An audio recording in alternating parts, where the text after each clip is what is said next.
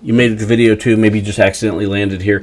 But this is, again, buying MSP services or managed service providers services, or maybe just technology services for your business. This is business to business stuff. And this is section 2, where we're going to talk about what are the basics of qualifying a managed service provider. What should you know as a customer to make sure that the people selling this to you are qualified? And so I started working on the outline of all this stuff, and it got way deeper than I expected, but I think we can get it done pretty quickly. And so here we go. You're looking for an MSP, probably because you're either unhappy with your current managed service provider, you've outgrown your current technology, and maybe you've grown into a place where you need advanced IT services. Potentially you had an IT person, they quit, they left, something happened, and now you need to fulfill that. You're having struggles hiring them, which is absolutely a problem of hiring them. There's all these different reasons. And let me tell you this, if you feel like you had a quality MSP and they failed, see this frequently, it might be because you have a crappy network. I know you didn't want to hear that, okay? I get it. But a great MSP, when they come in to quote you, will take a look at what you have. And no matter the great quality of people they have and the great systems they have behind them, if you have, 7, 8, 10-year-old PCs, they're not going to make them run like new. It's just not possible. So great MSPs, this is the first thing to do, will make recommendations to you of where you need to improve. If they're just like, yep, here's a number, then be worried. So let's dig into that. What to look for in MSP, and some of these are personal to you, and I'm going to try to pull those out so that you know where is important to you and what's not as important. It might depend on the business that you're in. But first, is it being regional or local important to you? Meaning that somebody can, deliver service on site. Now, I'm going to tell you, I honestly believe, I get a lot of argument on this, but I honestly believe that you can consume managed services completely remote. With hardware as the quality is today, shipping and cloud services of shipping new hardware and cloud services provisioning, you don't have to be local, okay? Is it helpful? Sure. But it doesn't have to be local. So know that you might be paying for something that you don't need.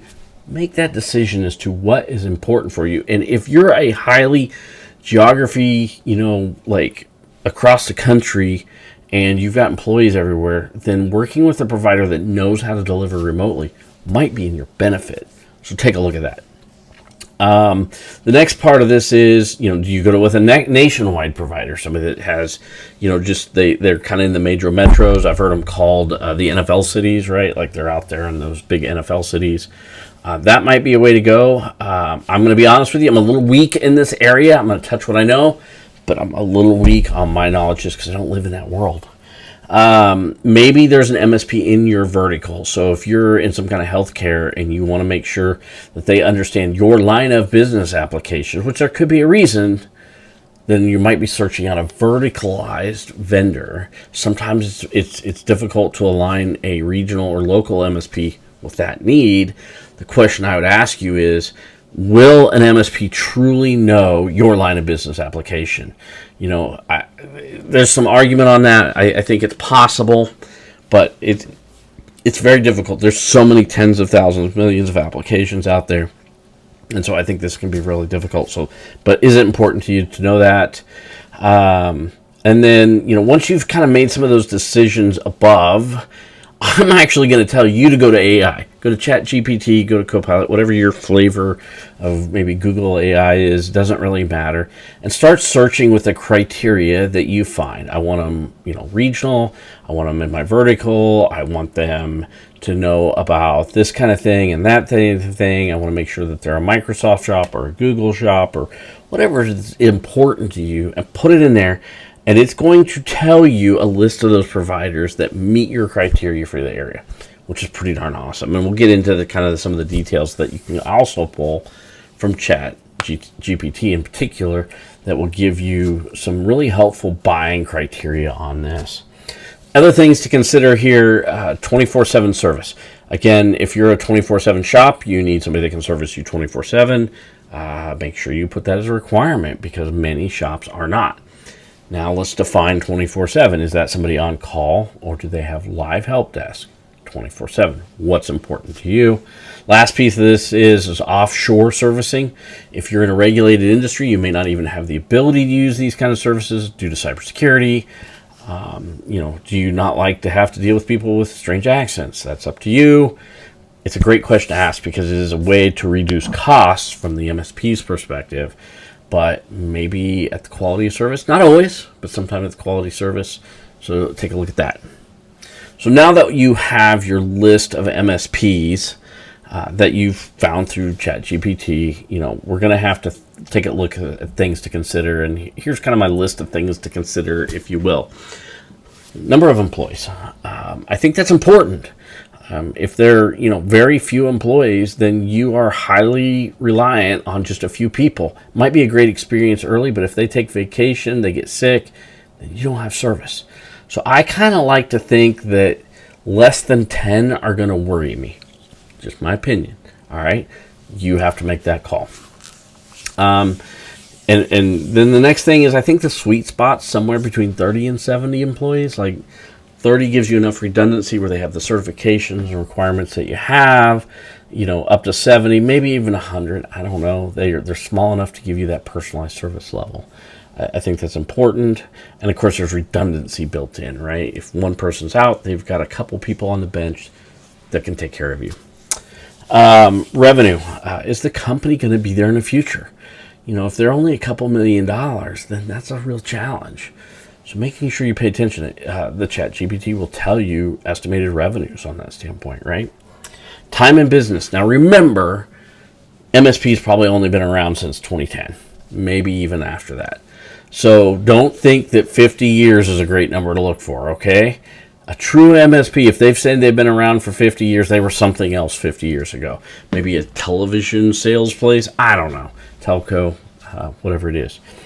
The other thing to kind of look at in sideways of that is going to be, is this their primary business? Is it a side business? What's the works? And honestly, I'm kind of okay with this being an adjacent business, a diversity business for different companies. For example, are they an accounting company? I know a lot of accounting companies are starting to offer this as a service because they're offering things like QuickBooks and different business software to run your business.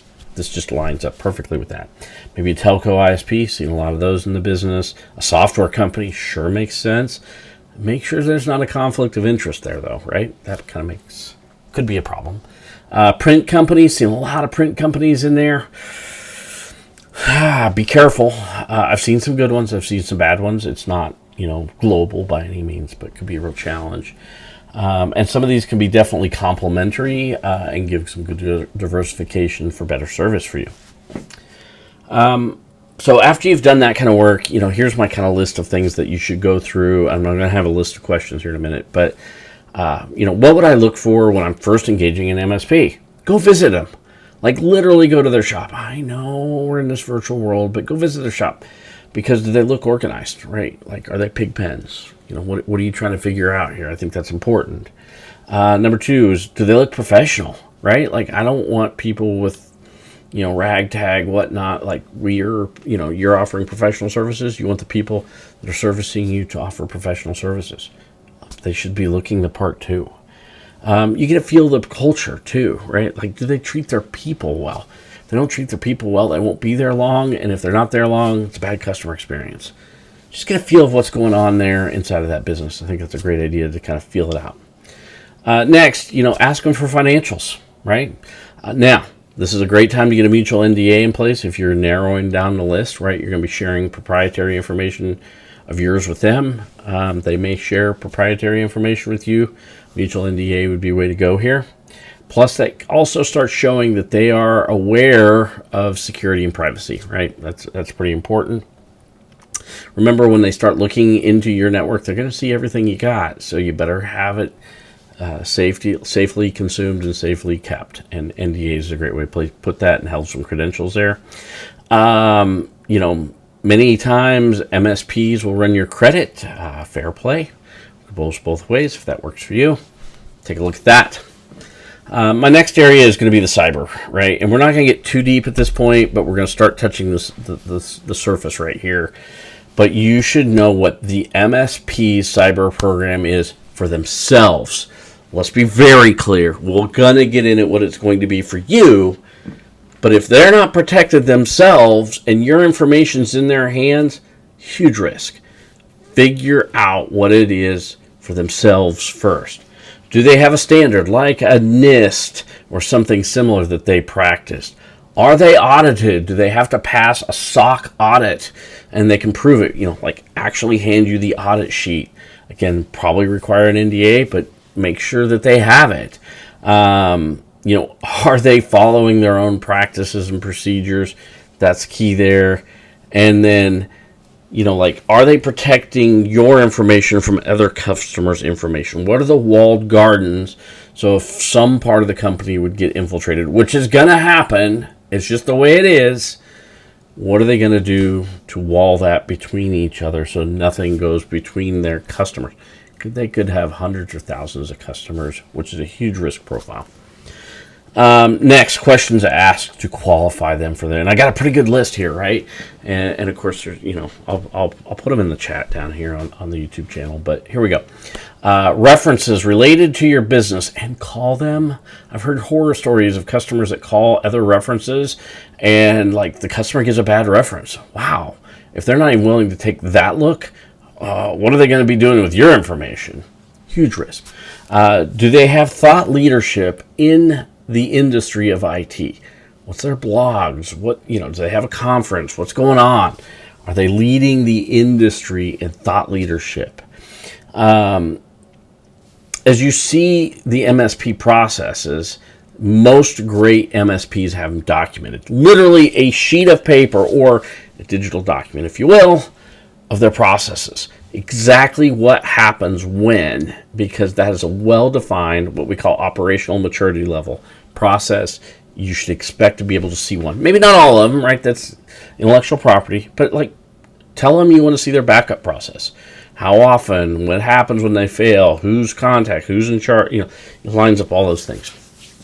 They have a cyber response plan. If they get hacked, what is going to happen, right? Because that's a extinction moment. So how are they going to protect themselves? We all had COVID here a few years ago. And, do they have a plan to deal with another outbreak or something that still allows you to be serviced? Because that's important these days. What's their insurance coverage? Pretty straightforward checkbox. What is the process of quoting and onboarding you? How do they work with you? What is the offboarding process? Are they going to charge you to offboard them? Very possible. So make sure you know what it is. Terms of the agreement. What are the terms and conditions? I think that's pretty straightforward. Payment arrangements. Do they expect prepayment, post-payment, all up front, 6 months? I don't know. Make sure you know what they are and they line up with how you want to consume the service. What are their non-negotiables? I'll give you an example. In my opinion, what should be a non-negotiable? Windows 8, end of life, right? Windows 10 coming up here soon. If they're like, sure, we'll take care of Windows 8, no problem. That should worry you, right? It's not security protected anymore from Microsoft. Like there's some reward. Maybe you have a particular problem that they have to be able to do that and they can segment it, segregate it off the network and it does whatever it does. But if they're just like, sure, we'll take it on, no problem, that should worry you a lot. Then, what are the supported products? What are the unsupported products? Like they don't do Cisco and they only do HP. Well, that might be important to you, might not.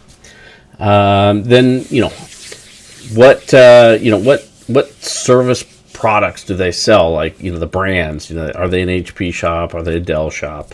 Maybe that's important to you. Maybe it's not. But I think I'd at least want to know. And are they the warranty support place? So if it breaks, they take care of it. Because that's what I would want for sure. Do they use outsourced partners? Yes or no? That could be important. And what's the relation, like a BAA, business associate agreement? Do they have those in place with those outsourced partners or not? Do you even know what BAA other than a lamb says or sheep? I don't know. Important to know what the difference is. And then how does that MSP stay current with technology? Ask them what, conferences they attend, who are their providers that they go to, what's the last conference they attend. If they're not staying current, you're not going to stay current. All right, only 2 more areas on this. You should be feeling like this is a business partnership versus a technical relationship, okay? Let's be clear. We're trying to use technology to move your business forward, right? And that should be done on a business level, not on tech level. Could be involved tech. So they should be speaking to you about maximizing your business with IT, ways to improve your profitability with IT, to improve productivity with IT. If they start saying things like, well, we could save you 10% on this piece of hardware, that's fine, and maybe it's perfectly appropriate, but maybe you're going to pay 4 times more in labor because they save 10% on that piece of hardware. Many times the hardware, this is where we make some big mistakes in this purchasing process. You try to save the money on hardware because we know how to compare processors to processors, RAM to RAM. But then by doing that, we impact the entire experience, and we end up spending more labor time, ours or theirs, right? The MSPs or the customers, doesn't matter, and that can be a huge problem. So make sure you're not trying to cut things there. And then they should be asking you what your business goals are. What is your business strategy? Not leading with Core i7 processors. No, business strategy. All right, final area. Good MSP will ask you what you have. Right? How many users, what is desktop, what IT? Here's what I found. Most people don't actually know. I mean, we think we know, but look, I'm at home here, right? Like, how many IT connected devices am I in this house? I know it's north of 100. It's probably 150, but I don't know. And so a good network scan makes sure we're getting accurate pricing with no surprises on both sides. It should they would notify you, like if they find some scary stuff, which can happen. And then finally, does not require admin privileges, so they should be able to just do a quick scan. And it should generate a great set of questions between you and that future MSP about how to best serve you. All right, here's some structure on that. I love putting in it. Next, we're going to say, once you got this data on the next video, we're going to talk about how to actually compare the answers of those questions for the best results.